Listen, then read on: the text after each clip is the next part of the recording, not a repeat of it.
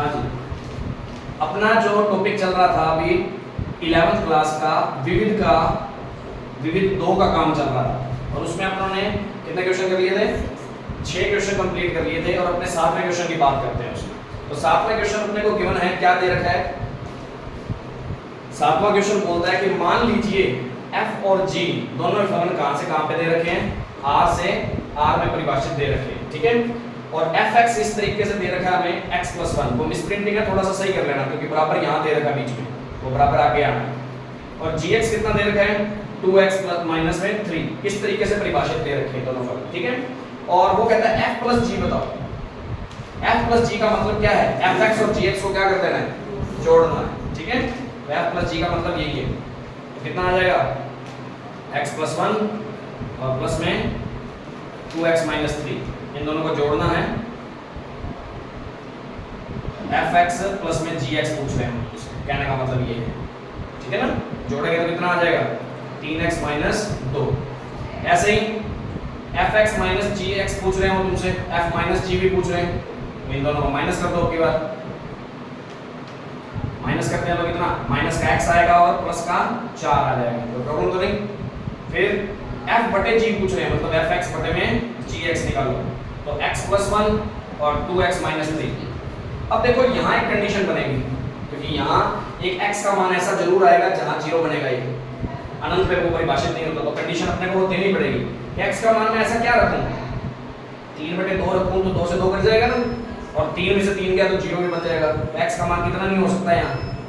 3/2 नहीं हो सकता, तो वो पहले से कंडीशन देनी है तुम्हें। इसीलिए ये यदि तुम बात नहीं लिखोगे ना तो तुम्हारा मतलब ये हो गया कि x का मान कोई भी रख लो, हर चीज के लिए फंक्शन डिफाइंड है, ठीक है। इन दोनों में कोई प्रॉब्लम नहीं है क्योंकि इनके बटे में कुछ भी नहीं है, तो अनंत कभी बन नहीं सकता। जहां अनंत बनने के चांस होते हैं ना, क्योंकि बटे में आने के बाद ही अनंत बनने के चांस बनते हैं क्वेश्चन में, ठीक है। तो अब अनंत कब आ सकता है? जब नीचे 0 बनेगा। अब नीचे 0 कब हो सकता है? जब x की वैल्यू क्या रखनी हो? 3/2। तो सर ऐसे कैसे सोचेंगे? तो नीचे वाले को 0 के बराबर रख के देख लो कि x का मान ऐसा क्या आएगा? 3/2 ही आएगा। तो इसका मतलब 3/2 यहां नहीं रख सकते, ठीक है। तो 3/2 नहीं रख सकते, तो ये बताना है x की वैल्यू नॉट इक्वल किसके होनी चाहिए? 3/2, उसके अलावा कुछ भी ले लो। x का मान 3/2 नहीं हो सकता, बाकी कुछ भी ले लो, उस सभी के लिए फंक्शन क्या है? डिफाइंड है। यदि ये चीज नहीं लिखते तो क्वेश्चन में गलती है, पूरा क्वेश्चन डिफाइंड नहीं हो सकता तब तक तुम्हारा, ठीक है। पूरी बात तुमने पता ही नहीं इसका मतलब क्वेश्चन में, और प्रॉब्लम तो नहीं कर सकोगे इस क्वेश्चन में। ये इसका तो कोई प्रॉब्लम है ही नहीं, ये तो जोड़ा है बेटे, x में 2x जोड़ दिए, कितने x हो गए? और प्लस का 1 माइनस के 3 माइनस का 2 हो गया, ठीक है। इस तरीके से कर सकते हैं, और प्रॉब्लम तो नहीं है। तो इस तरीके से फंक्शन को डिफाइन किया जा सकता है, अपने निकाले जा सकते हैं क्वेश्चन को।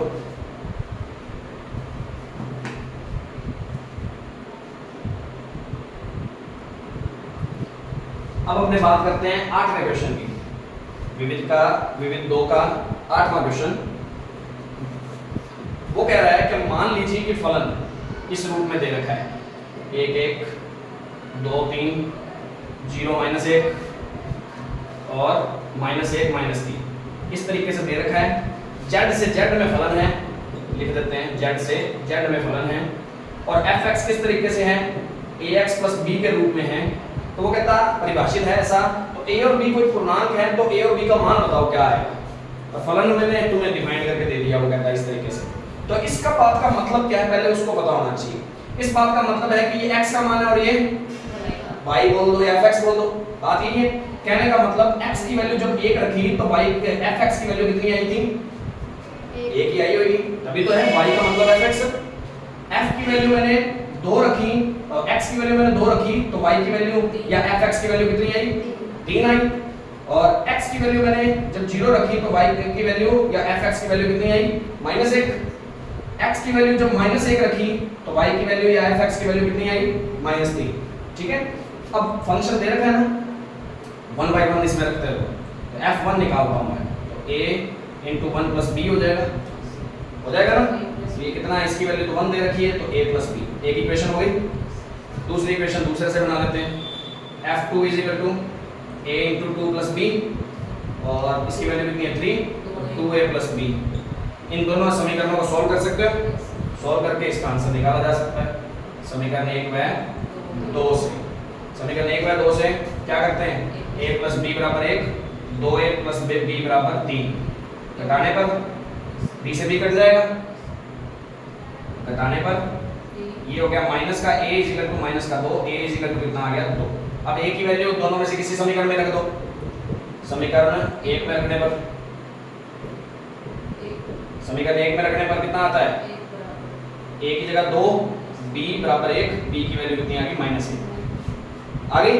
अब चेक करो ये a और b की बाकी दोनों में रख के भी, इनमें से क्या इक्वेशन बननी थी f0 से, -1 है ना, रख के देखो a इंटू 0 प्लस में b is equal to -1, b is equal to -1 बन रहा है यहाँ से, तो सीधा ही आ गया, b का मान -1 ही आएगा, सही है, इसका मतलब यहाँ से तो। और इससे भी इक्वेशन क्या बन रही है वो भी देख लेते हैं। तो इसकी वैल्यू कितनी हो जाएगी, a इंटू -1 इंटू प्लस में b -3 के इक्वल, तो -a प्लस में b इज इक्वल टू -3 आ रहा है, चेक कर लो, a की वैल्यू 2 रखी, b की वैल्यू -1 रखी, -3 के इक्वल आ रहा है, इसका मतलब ये संतुष्ट कर रहे हैं, दोनों मान यही हैं। बात समझ आ गई, a और b के मान ही निकालने थे बेटे, ये किसकी वैल्यू 3 आ रही है, -a प्लस b की वैल्यू 3 आ रही है, अपने a की वैल्यू रख के देखी, इसमें b की वैल्यू रख के देखी, इसको संतुष्ट कर रही थी, दोनों बात बराबर आ रही थी, लेफ्ट हैंड साइड और राइट हैंड साइड, इसका मतलब आंसर सही है।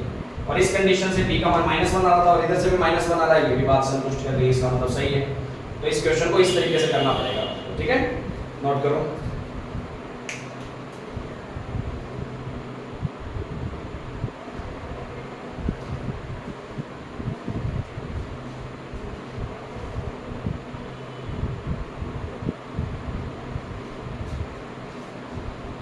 आज के लिए इतना ही करवाएंगे। यदि वीडियो अच्छी लगी हो तो लाइक और शेयर जरूर करें, ज़्यादा से ज़्यादा चैनल को सब्सक्राइब करवाएं और ज़्यादा से ज़्यादा दोस्तों के साथ शेयर भी करें। और कोई प्रॉब्लम लगती है तो कमेंट बॉक्स में आप बता सकते हैं। वीडियो देखने के लिए आपका बहुत बहुत धन्यवाद।